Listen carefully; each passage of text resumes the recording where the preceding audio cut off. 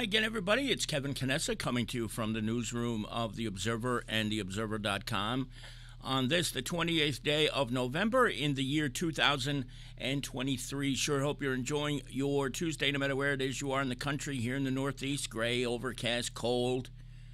Tony Mondero says there may be a little snow dusting today. Isn't that a wonderful way to say goodbye to the month of November with snow? But nothing too accumulating, so hopefully we won't get hit too hard today. I want to thank you, as you do each and every Tuesday, for joining me here on The Observer Live. And before I get into that, we welcome in a few people who are watching us on the chat right now. Melanie Ryan, she figured it out because she hadn't been getting alerts, and now she got the alerts, so I'm very glad she got that. I guess she had to click on a button on all notifications, not just live. I don't know, that's weird, but I'm glad that it worked.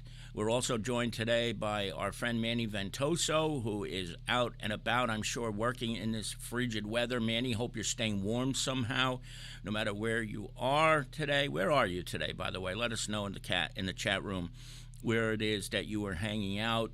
And, of course, also here with us today is my birthday sister and dear friend, Carol Manley. We were born on the 21st night of September, even though I was born at 1:34 a.m., but it's much easier to say the 21st night of September, thanks to Earth, Wind, and Fire. And before I get into everything, I want to say a special word of thanks to Carol and to Mama June and the Manley family. I'm going to tell you a quick story. A week ago today, I was in utter agony. I did not go to work a week ago today, which is, of course, the reason why there was no Observer Live last week, the first time in 7 years that we missed a week. And I apologize in advance for that. But at first I thought I had food poisoning because a couple of days earlier, I went to the Nutley Diner for dinner with my friend Dominic, as we do most Saturday nights.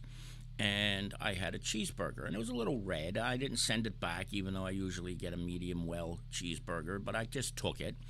And then the next day, it started to all happen where, like things that you can't believe are inside a human body were being expelled.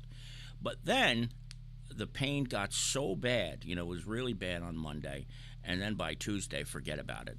I was in just horrible, horrible pain. I couldn't even get around. So I eventually went to see Dr. Amit Doshi, who is Dr. Prakash Doshi's son, over at Premier Care, which is now located in Harrison, as well as the Kearny office over on Beach Street by Oakwood Avenue. So he had an ultrasound ordered for me, and he prescribed antibiotics. I took the antibiotics. The pain eventually went away by Saturday or Friday, I guess it was, but it was really bad. So I wasn't able to make it to my mother's place for Thanksgiving. It was a real bummer. It really was, but there was no way I could travel because I was in so much pain, and the only time I got any relief was when I had a heating pad on.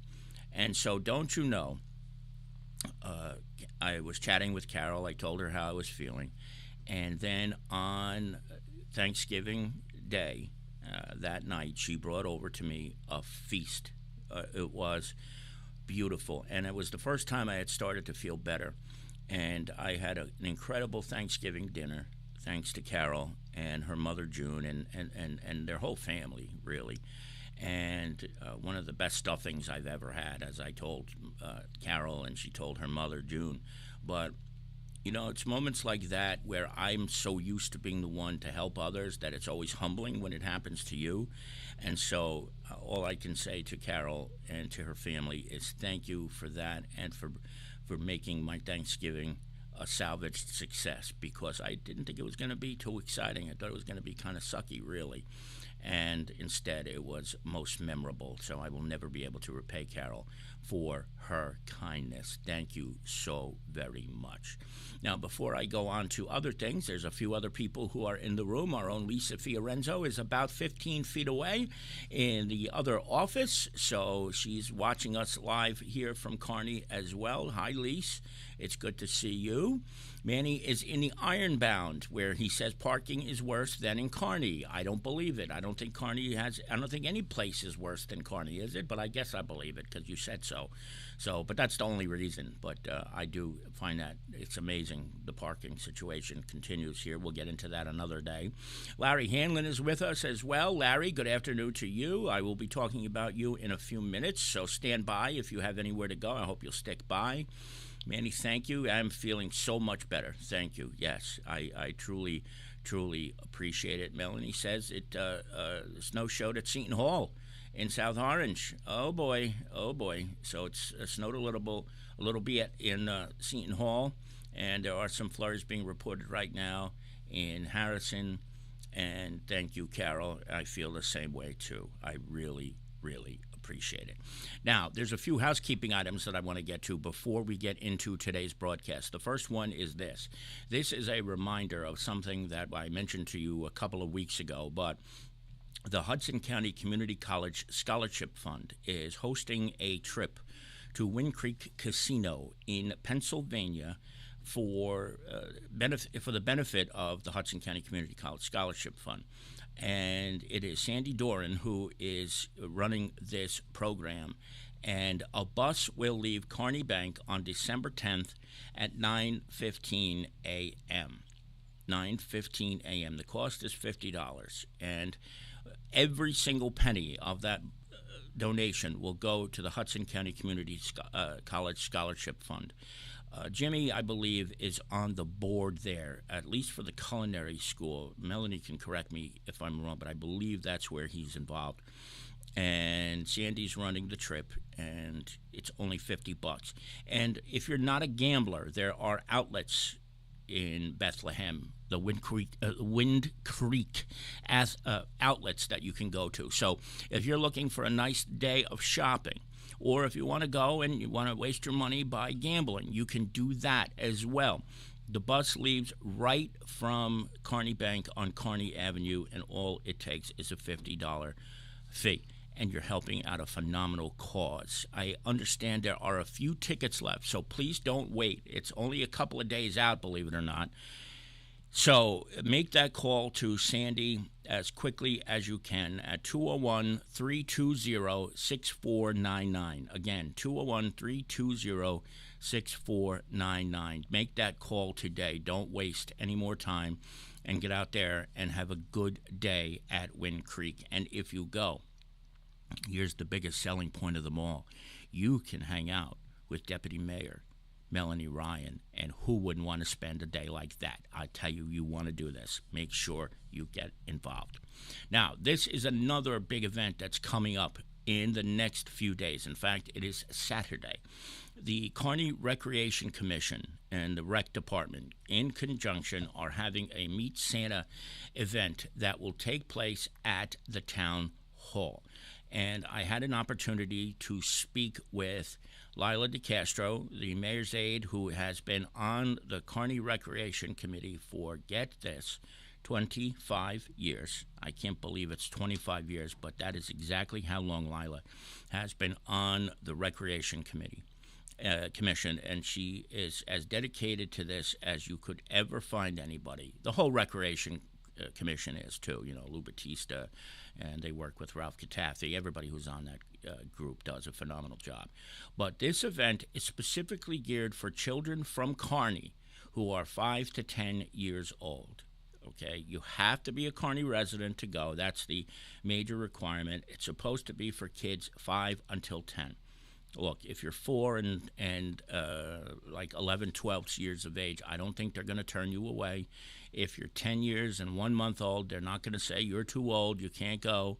So use your discretion. And the whole idea is that when you limit it to an age group of 5 to 10, there's only so much room for people, and you run the risk of having entirely too many people if you open it up from birth until 10 years old. So they have to keep some limitations on this, so keep that in mind. But if you go, you can have your picture taken with Santa. Most people, Lila tells me, take a picture with their cell phones. However, a professional photographer will be on hand that day, and they will send the pictures to anybody who doesn't have a cell phone camera or a camera of their own. So that's another added addition to this. All the kids are going to get cupcakes and goodies and gift cards. They don't give away prizes or gift bags, but I believe every child walks away with a gift card.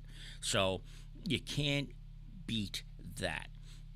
And if you have kids who are in that age group and you get them to write a letter to Santa, there will be a special mailbox on hand at Town Hall on Saturday where you can drop off your letter to Santa, and Santa will answer all of those letters. So make sure, if you're bringing your child, that you have a letter ready to give to Santa Claus to drop off at the mailbox. It's from noon until 2 p.m. Jimmy Hempel will be making it very festive, as he always does with his DJ abilities, and it's at Town Hall, 402 Kearny Avenue in Kearny. Make sure you're there. It is going to be, as it says on the flyer, magical, because anything that the Recreation Commission does always tends to be magical. So I hope that all of you who have children in that age group will come on Tuesday and have a great experience. It's all brought to you by the Kearny I'm going to start this again in English. The Kearny Recreation Commission and the Kearny Rec Department under Ralph Taffy's great leadership. So be there on Saturday, the 2nd of September, this weekend.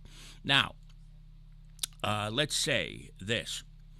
There are a few things I need to get to today, okay?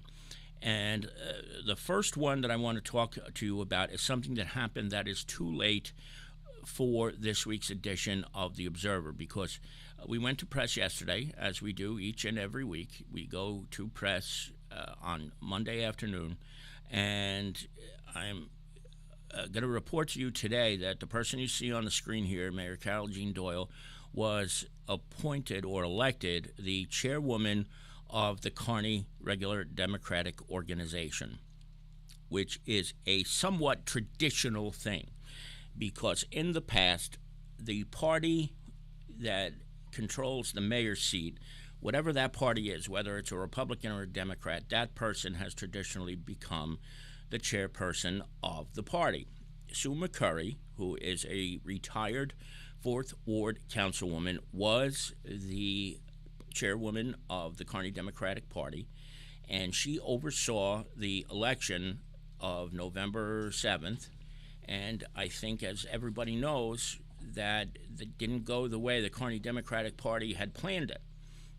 And so Sue resigned on yesterday. She resigned the chairmanship yesterday in a very, very, very gracious manner.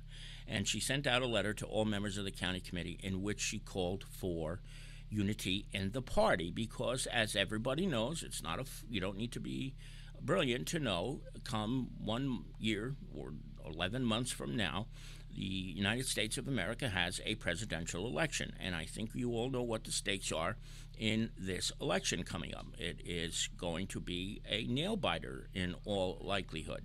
So in her letter, Sue McCurry called for unity in the party to unite around a candidate for president of the United States. Whether that's Joe Biden, I don't know. We don't know. There's still plenty of time left. That's not the discussion we're here to have today, however.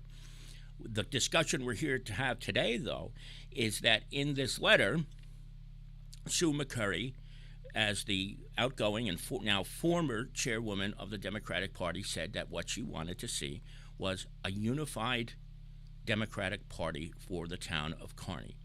And by resigning, that was step one, I believe, in her eyes. And step two was to then nominate Carol Jean Doyle for the chairwomanship of the Democratic Party. I can tell you today that vote was 100% in her favor this time. The other thing that the county committee did yesterday was to replace her in the seat that she was removed from because she, quote-unquote, supposedly broke the bylaws of the Democratic Party by having the audacity to run as a candidate who was not affiliated last year, as you recall. She is a lifelong Democrat, but on the ballot she was listed as an unaffiliated candidate, and apparently that was enough to remove her from the county committee chair that she had had for many, many years in the 8th district of the 3rd Ward. Well, they solved that by putting her back into that seat in the 3rd Ward, one that probably should never have been stripped away from her in the first place, but it happened, and I'm not going to belabor a point and beat it to death, because the right thing was done in that case when she was placed back basically on the county committee. Now, the county committee had one final job to perform yesterday, and that job was to come up with the names of 3 people who would be the potential new 3rd Ward member of the council, because as many of you probably remember, because she became the mayor, Carol Jean had to didn't have to resign, but she automatically lost her seat as a 3rd Ward member of the Kearny Town Council. Well, this is what basically happened. I'm going to tell you the names of the 3 people who the county committee came up with to become the next member of the council. The first person is a young man named Christopher Kayak. I do not know him personally, but what I do know is that Chris Kayak is the grandson of the late, great Barbara Cifelli Sherry, who we still to this day miss very, very much, and I personally loved Barbara. Barbara was a wonderful woman, and it's very, very sad that she's no longer with us. But one of the 3 people who were nominated to replace Carol Jean is Christopher Kayak, who is a 3rd Ward resident. I don't think he's involved in too much in Kearny. I'm not familiar with him, but from the research that I was able to do over the last 12 hours, I don't think he's involved in many civic activities or organizations, but I believe he works for the Kearny Board of Education. So beyond that, I really can't tell you that much about him. The second candidate I know even less about, and his name is Renato da Silva, again, another 3rd Ward resident, and I understand he has a family in Kearny, and he likes soccer and a few other things, but I was unable to find anything on his social media about civic involvement, so I really can't tell you anything more about him. The third person who was nominated to replace Carol Jean Doyle on the 3rd Ward Council seat is Fred Esteves. Fred is the brother-in-law of former Mayor Alberto G. Santos. So Fred is married to Al Santos' sister. Now, it's my understanding that there has been some sort of falling out with Al and Fred, but this is what the county committee came up with. My guess is that there was some kind of brokered deal here. I'm not sure what it was, but this just makes absolutely zero sense, really, when you think about it. And I'm going to tell you why I think this makes little sense. If I don't know all that much about this group of people other than Fred, and I don't think he has any business being on the council, because we just don't need another person who has been involved forever and ever and ever. As we this is just, I don't want to get into it, but Fred should not be on the council. Let's just put it that way. The other two we don't know much about. But I'm going to tell you 3 people who I know for certain were up for the nomination and who didn't get it. Those 3 people are Larry Hanlon, who is in this chat room today with us right now. And I think every single one of you know that Larry Hanlon is civically inclined. He is a former inspector in East Newark. He has been around for many, many years, and he's done a lot of things for people as a non-elected official, and he would have been a phenomenal choice. The second person is Christina Montague.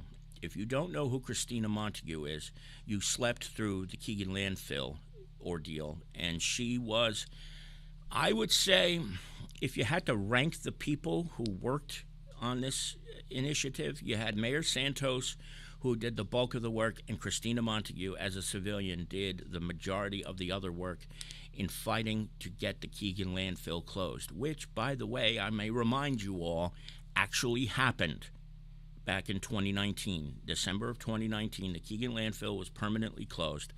And if it were not for Christina Montague being very, very ticked off at that, I'm not sure we're sitting here today with a closed Keegan landfill. I really don't. And not only did she do that, and did she fight that for almost a year, probably even longer than a year, if I'm honest, and going back.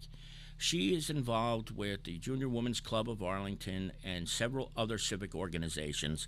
And oh, by the way, she only just spearheaded a couple of months ago the most successful fundraising campaign in JWCA history. And she's got a wonderful family, her son Jim and her daughter and her family. I had a chance to meet them all during the Keegan landfill. She comes from a wonderful family, and she would have been a phenomenal nominee. And the third person who was also ignored was Ed Shea. Ed Shea, of course, works for the County of Hudson. He is extremely involved with the What Theater Company, and he is also I think he's the secretary or the treasurer of the Democratic Party as well, and he also comes with him a very, very impressive resume. Melanie just reminded me something, too. If you are trying to remember who Christina Montague is, you shouldn't have forgotten her, because it hasn't been that long, but not everybody's memory is as great as Melanie's is, and mine in other regards.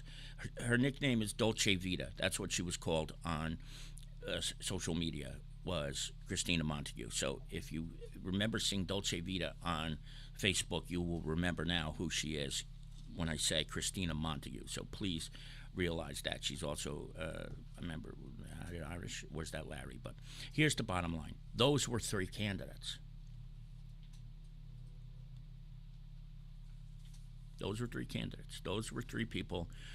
There may have been more. I suppose there could have been, because I had heard at one point there may have been up to 9 people who showed interest. I'm not going to get into them because these are the ones that were tossed around at the meeting last night. But Larry Hanlon, Christina Montague, and Ed Shea, take your pick of the litter. You've got a great new representative on the Kearny Town Council. You take these names, again, and I say this with due deference to all of the people who are named here. Christopher Kayak, Barbara Sherry's grandson, probably a great human being, but not civically involved, I don't think. Renato da Silva, don't know him, never met him, couldn't pick him out of a lineup, but I'm sure he's a great guy. I'm sure he is. Fred Esteves, you take that with a grain of salt. But that's what you're going to get when the Kearny Council meets on the 5th of December, I believe, is the next date. Melanie, you can correct me if I'm wrong. And what they will have to do is choose from those three who they want to be the next council member in the 3rd Ward. I got to be honest with you. I don't see any scenario where any of those three get enough votes to become a member of the council. They are going to need 5 votes in order for that to happen, okay? Because you remember one thing. The council is normally 9 people, but 1 seat is empty. So there are 8 members of the council who will be there. In order for the person to be chosen, I believe it has to be a 5-3 vote. I don't think it has to be 6-2.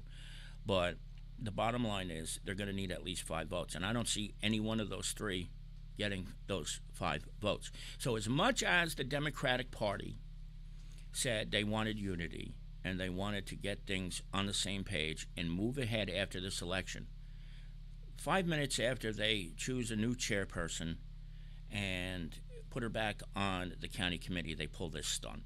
And it's nothing short of a stunt. I don't care what anybody says. That's exactly what it is. And it's another one that's going to backfire. It really is. It is just a stunt.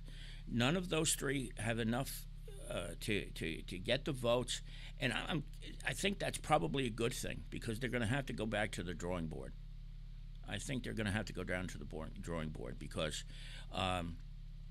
Melanie says, I don't think they propose all three, but they put one on the agenda and vote for that one. So let's just say it's Fred, okay? Because I think of those three, Fred would be the most known of the three. I don't think he's got 5 votes. I really don't. I really don't. And I don't think any of the other three, if either one of those are the names that are put on the agenda, they have enough votes to become the next member of the council. And good, because, again, this is another one of those stunts. They tell you that this is something that was supposed to be a unification, and then they pull this garbage.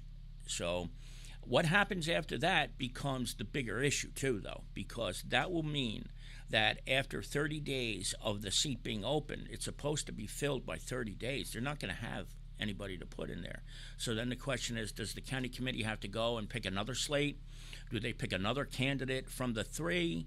Do they go ahead and do they say, we'll just give you a full 3 new ones?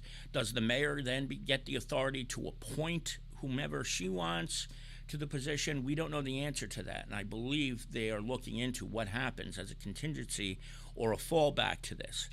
But the bottom line is, I'll just say it again, these are the 3 people who the Democrats gave you: Fred Esteves, Renato Da Silva, and Chris Kayak. And none of the 3, I think, are ready or qualified or suited for this position.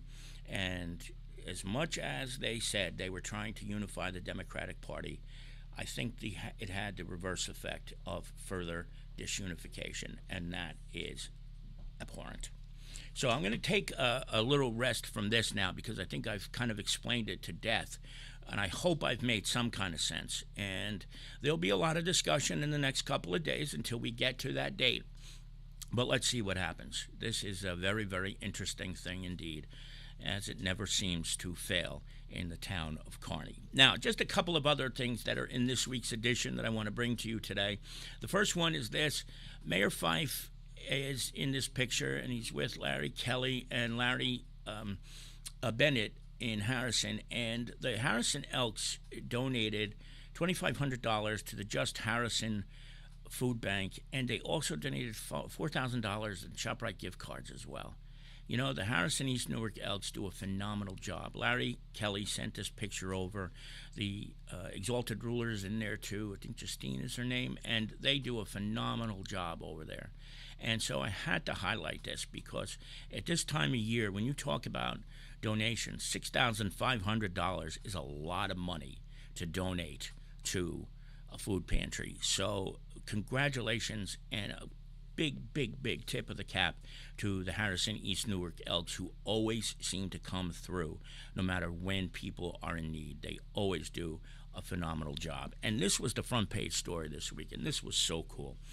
You know, Laura Compton is an art teacher at Washington Middle School, but she does some writing for us on the side on occasion. She's a wonderful artist and a very good writer, too. And she said, I have this great story for you. It's right after Thanksgiving. I think you're going to love it. She always knows when we're going to love a story. There's a club at Washington Middle School whose decision was that they wanted to do a big food drive, right? And their goal was they wanted to collect 1,000 items of non-perishable food for Thanksgiving. They collected 5,000 instead, 5 times what their initial goal was. This is kids who are in the 6th through the 8th grade in Harrison. They all had meetings with Mayor Jim Fife. You can see Mayor Fife in the lower left corner of the picture, and Maureen Krug, the superintendent of schools in Harrison, and Maria Villa, who is in the back. She is a member of the Harrison Board of Education and Mayor Fife's assistant. And these kids who you see here wanted to do something special this year. They succeeded. They did amazing things, collecting over 5,000 items of non-perishable food that was donated to the people of Harrison who were otherwise in great need. A wonderful project that was spearheaded by Kim Madalena. I'm going to tell you something, folks. If you haven't met Kim Madalena yet, you are missing out on one of this area's greatest educators, period. All she ever does touches to gold. Everything she touches turns to gold. It is amazing. what this woman has done for this community. And all of it, surprisingly, is outside of the classroom. So this is all a bonus on top of what she does inside the classroom. These kids are learning. They're learning wonderfully. They're all becoming great writers and prolific readers, and they are going above and beyond the call of civic duty at such young ages, at 11, 12, 13, 14.